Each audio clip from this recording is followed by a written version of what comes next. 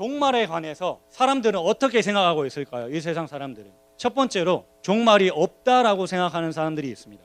특별히 우리 한국 사람들 포함한 동양권, 불교나 무교권에 있는 사람들은 어떻게 생각해요? 종말이 없어요. 왜? 반복이에요. 환생이라는 개념을 믿죠. 환생을 계속 한다면 이 세상은 결국 계속 반복되겠죠. 전생 뭐 이렇게 얘기하잖아요. 전생이 있든 우리가 나중에 또 삶이 있든 그런 식으로 받아들이면 이 세상은 자꾸 반복이 되어져요. 우리 동양 특히 불교권 나라의 문화의 종말적 사상은 이 세상이 시작된 것도 사실 알 수 없어요. 그러나 끝도 알 수 없어요. 계속 반복되니까. 이게 종말이 없다라고 생각하는 사람, 세상의 거의 절반 이상의 사람들이 그렇게 생각합니다. 두 번째로 종말은 있는데 어떻게 있냐면 좀 특이한 거죠. 1999년 어느 날 2000년이 밀레니엄이 오기 전에 세상이 종말한다 뭐 이렇게 얘기하는 사람들은 종종 있어 왔어요. 아니면 오늘날 많은 사람들은 외계인을 믿죠. 외계인에 의해서 이 세상이 시작되었다고 믿어요. 그들이 생각하는 바 세상이 종말은 오는데 어떤 외계인의 존재에 의해서 세상이 종말이 온다고 생각하죠. 그런데 성경이 말하는 것은 뭘까요? 성경이 말하는 종말의 입장이 뭘까요? 비슷하게 끝이 있다고 이야기하고 있습니다. 그러나 세상이 말하는 뭐 다른 어떤 것에 의해서가 아니라 하나님께서 살아계셔서 이 세상을 시작해 하셨어요. 시작이 있다는 건 끝이 있다는 거죠. 하나님께서 이 세상을 창조하셨음을 믿는 그리스도인들은 하나님께서 이 세상에 종말이 있게 하신다는 것도 믿어요. 시작이 있으면 끝이 있죠. 그것이 성경적 입장인데 그게 누구에 의해서 가능해져요? 누구에 의해서 일어나요? 하나님에 의해서 일어나요. 이런 성경적 가르침에서 그러면 끝이 있어, 종말이 있어, 종말이 있는데 종말 때 어떤 일이 일어날까? 성경은 예수님께서 다시 오신다고 가르쳐요. 예수님께서 육체를 입고 다시 올라가셨죠. 하늘에 올라가셨어요. 그 모습 그대로 다시 이 땅에 오신다고 가르쳐요. 예수님께서 다시 오셔요. 마라나타, 아멘 주 예수여 다시 오시옵소서. 그게 예수님 당시에 그리스도인들, 초대교회 때 그리스도인들의 신앙 고백이었죠. 종말에 관한 얘기를 처음에 들으면 두려워요. 여러분도 혹시나 두려움을 가질 수도 있겠죠. 그런데 가만히 생각해 보면 종말에 관한 말씀은 그리스도인들에게는 복음입니다. 당시 예수님 당시만 하더라도 그리스도인들은 핍박받았어요, 박해받았어요. 근데 종말의 메시지가 뭐야? 이제 그게 끝이 난다. 그 당시에 박해와 핍박 가운데 믿음 생활했기 때문에 끝이 온다. 조금만 인내해라. 성경에 그래서 인내하라라는 말이 많은 거예요. 조금만 기다려라. 그러면 다시 예수님이 오신다. 이건 복음이었어요. 그리스도인들에게는 예수님이 다시 오신다라는 사실은 소망, 복음의 말씀이었어요.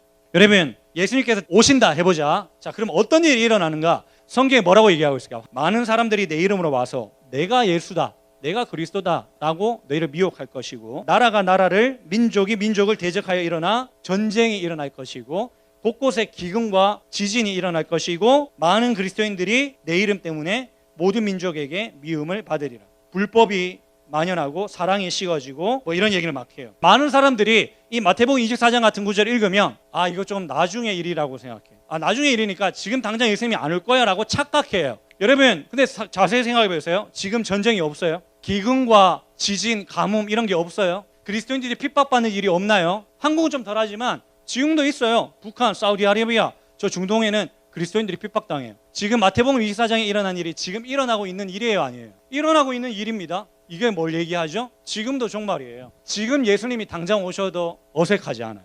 왜? 이게 지금 일어나고 있는 일이니까. 신학적으로 종말의 때는 예수님이 오시고 나서부터 시작되었어요. 신학적으로, 성경적으로 보면 진작에 우리는 종말의 때를 살아가고 있어요. 지금 예수님이 지금 당장 오시면 어떤 일이 일어나죠? 환란 후에 즉시 해가 어두워진대. 지금 낮인데 갑자기 밤이 된다는 거야. 달이 빛을 내지 않는데요. 별들이 하늘에서 떨어지고 하늘의 권능들이 흔들리리라. 인자의 징조가 하늘에서 보이겠고 그때의 땅의 모든 족속들이 통곡하며 인자가 구름을 타고 오시는 것을 보리라. 이렇게. 이 말이 왜 중요하냐면 오늘날 많은 사람들이 지금은 좀 덜한 것 같아. 저기 시골이나 조금 여기 왜 대구 외곽 지역 있잖아요. 뭐 길에 이렇게 게시판 같은데 뭐 붙어 있어요.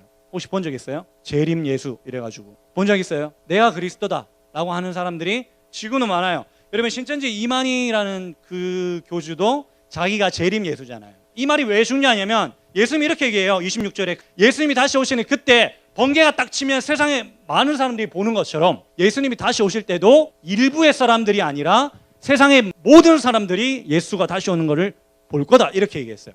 여러분, 이것만 알고 있어도 신천지에 빠질 일이 없어. 왜? 성경 봐봐요. 모든 사람이 예수가 다시 올 거를 볼 거라고 얘기해요. 우리 봤어요. 지금 예수님 다시 오신 거 봤어요. 막 하늘 어두워지고 막 별들 막 떨어지고 그중에 예수님께 구름 타고 오는 걸 봤어요? 못 봤어요. 그럼 재림 예수가 왔어요? 안 왔어요?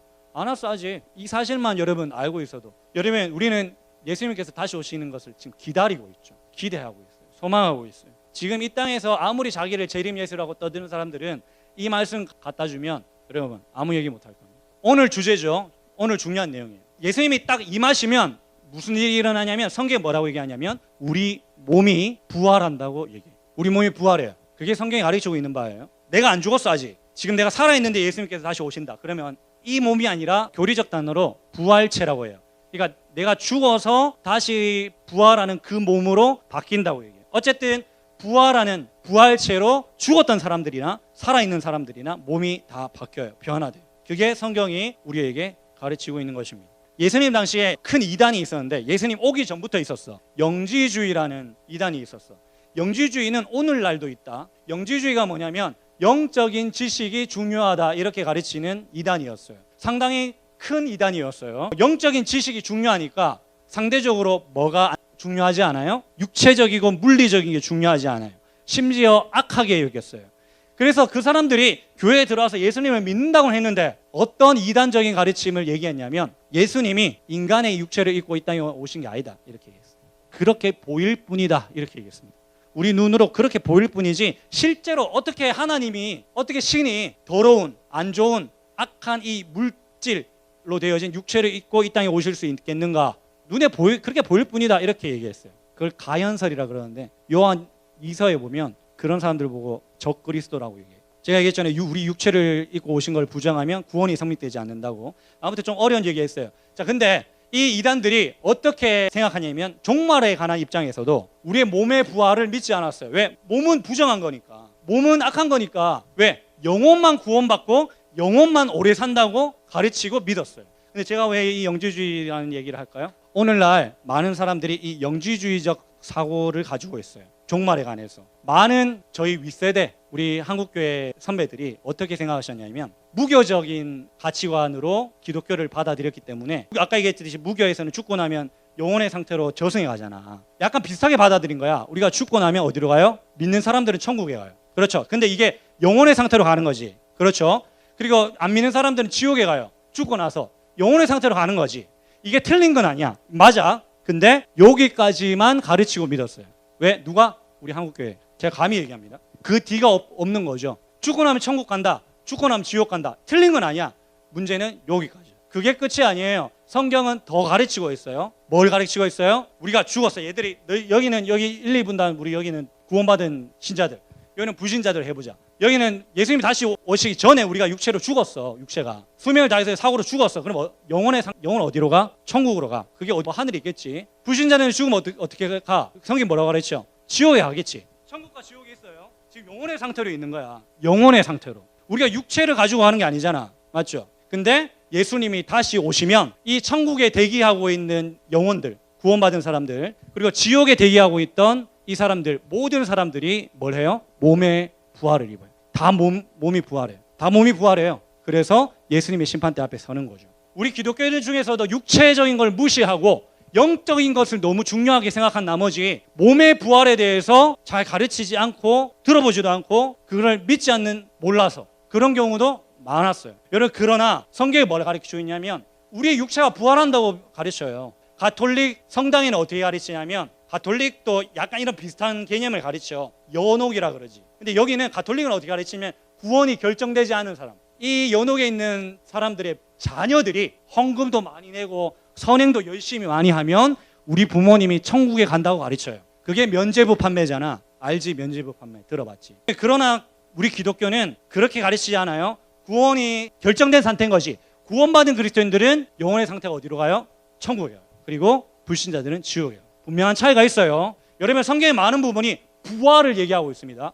중세 시대 때 많은 사람들을 화형을 시켰어. 왜 그랬을까? 심지어 종교개혁자 같은 경우는 황제가 종교개혁자를 무덤을 파내가지고 뼈를 다 산상조각을 냈어. 왜 그랬을까? 서양인들은 무덤의 비석을 동쪽을 향해서 세웁니다. 왜 그럴까요? 몸의 부활을 믿으니까요. 우리 동양에 있는 사람들은 이 몸의 부활 교리가 무교에는 없어. 그렇기 때문에 익숙하지 않지만 서양에 있는 사람들이 익숙해요. 왜냐하면 중세교회 그 전부터 그 사실을 알고 있었으니까.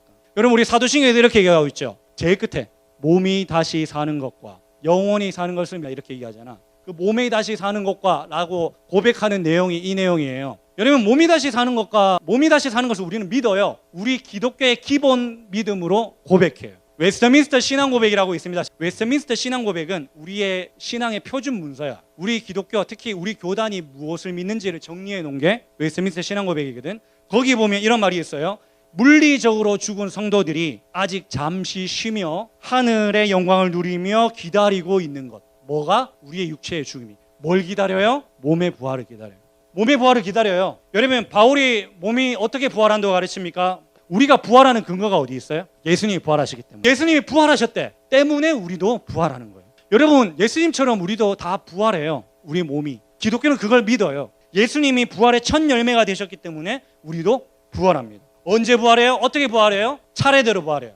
우리 믿는 자들이 더 먼저 부활하고 마지막으로 불신자들도 부활해요. 모든 사람들이 부활해요. 성경이 때문에 죽은 자를 뭐라고 얘기하냐면 잠잔다 이렇게 얘기해요. 끝이다 이렇게 얘기하지 않고 잠잔다고 해요. 잠을 왜 자지? 일어날 때가 있으니까. 무덤 속에 잠자던 자 그때 다시 일어나 영화로운 부활 승리 얻으리. 우리 그렇게 찬양하고 있습니다. 부활을 믿지 않으면서 이 찬양을 할 수 있나요? 누가 물어봤나 봐. 바울한테 부활이 있으면 그러면 어떻게 부활하는데? 물어봤나 봐. 42절에 보시면 보세요. 썩을 것으로 심고 썩지 아니할 것으로 다시 살아난다. 여러분 우리 몸은 없어져요. 죽든지 아니면 예수님이 다시 오시는 그때도 없어져요. 근데 왜? 썩을 몸이기 때문에. 그때 예수님이 다시 오실 때 부활하게 될 몸은 썩지 않은 몸이래요. 약한 것으로 심고 강한 것으로 심는데요. 우리 지금 우리 몸은 약하잖아. 점점 우리 하루하루 나이 먹어간다는 게 뭐지? 하루하루 죽고 있는 거야. 근데 그때 우리가 부활하게 될 몸은 강화돼요. 또 뭐가 있어? 욕된 것으로 심고 영광스러운 것으로 나는데요. 우리 몸은 지금 욕돼요. 그런데 그날 우리가 입을 몸은 영광스럽대. 마지막 육의 몸이지만 마지막 부활할 그때는 입을 몸은 영의 몸이래요. 여러분 우리는 썩지 않고 영광스럽고 강하고 신령한 새 육체로 부활합니다. 만약에 우리가 부활하지 않는다면 어떻게 될까요? 오늘 바울이 얘기하고 있어요. 32절에 죽은 자가 다시 살아나지 못한다면 내일 죽을 터이니 먹고 마시자 때문에 이게 영원한 게 아니기 때문에 우리의 육체의 쾌락을 우리가 정성과 마음을 다해 다 추구하면서 살자 이거예요. 왜? 이게 끝이니까. 부활이 없고 우리 이 땅의 삶이 끝이라면 더 우리 쾌락을 추구하자 이런 얘기야. 바울의 얘기가. 우리가 부활한다. 우리 몸이 부활한다. 예수님이 다시 오시는 그날 우리 몸도 부활한다는 것은 기독교의 핵심 가르침입니다. 기독교가 가르치는 복음, 진리의 말씀은 예수님께 다시 오시는 그날 우리 몸이 부활해요. 그러면 이게 왜 복음일까요? 우리 몸이 부활한다는 사실이 왜 우리에게 기쁜 소식일까요? 두 가지입니다. 첫 번째는 목사님이 사고로 오른팔을 잃었어. 두 팔을 다 잃었다 치자. 살아가는 게 얼마나 힘들어. 그렇겠죠. 근데 예수님이 다시 오시는 날 썩지 않은 강한 몸으로 부활한다. 그런 사람들에게는 이 사실이 복음이겠죠. 이해가요? 내가 이 육체를 입고 이 땅을 살아가는 것이 얼마나 힘든지 아는 사람은 이 종말의 진리가 복음입니다.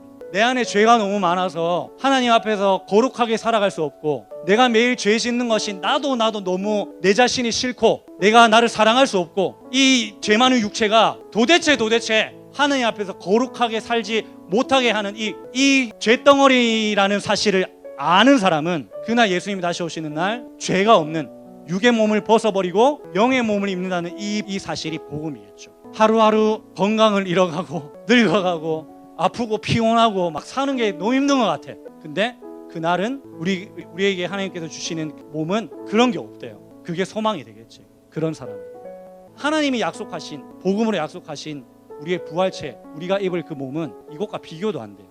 하나 더 생각해보자. 이것이 왜 복음이냐면 우리가 어떻게 보면 그렇게 생각했듯이 내 육체가 죽어지고 내 영혼의 상태로 천국에 오래 살게 하실 수 있잖아. 영원히 부활 안 하고. 맞지? 우리 영혼만 하나님이 영원히 살게 하실 수 있어요. 우리 영혼만 구원하실 수 있다고. 근데 하나님이 우리 이 몸까지 새롭게 하세요. 우리 몸을 하나님이 없어져. 너 죄덩어리가 없어져. 우리 영혼만 오래 살게 하실 수 있잖아. 우리 영혼만 예수님을 닮아 살게 하실 수 있잖아. 근데 하나님은 우리의 몸까지 예수님처럼 되게 하십니다. 그게 이 종말의 메시지가 주는 은혜입니다.